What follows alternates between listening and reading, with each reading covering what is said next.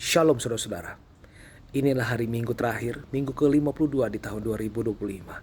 Wow, Tuhan baik. Amin saudara. Sampai detik ini dan sampai selama-lamanya, Tuhan Yesus beserta dengan kita semua. Itu janjinya, dan Tuhan tidak pernah ingkar janji. Dia Imanen, Elohim, Immanuel, Tuhan yang beserta dengan kita. Karena itu percayalah saudara, kita akan akhiri tahun ini kuat dan memulai tahun baru dan tahun-tahun selanjutnya lebih kuat lagi bersama dengan Tuhan.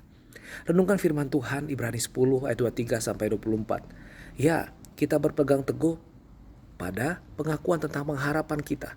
Pengharapan kita di dalam Tuhan Yesus. Ya, kita diselamatkan karena anugerahnya. Bukan karena kekuatan kita, bukan karena ritual agama kita, tapi karena pemberian dari Tuhan. Ya, keselamatan itu pemberian dari Tuhan.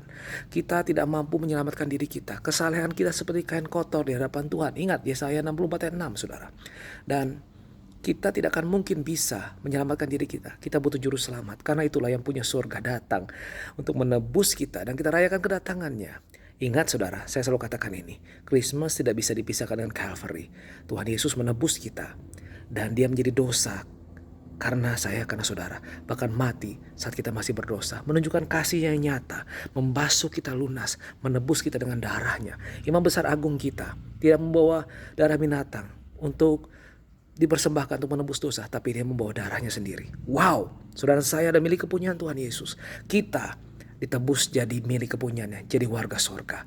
Dan itulah pengharapan kita, dan kita harus terus berpegang teguh saudara. Ingat, kemudian ayat 24 dikatakan adalah kita memperhatikan saudara kita, memperhatikan dalam bahasa Gerikanya, punya arti yang dalam, memperhatikan dengan seksama, dengan atentif. Ya, kita menaruh perhatian, perhatikan orang di sekitar saudara, pasangan saudara, anak saudara, beri perhatian yang lebih.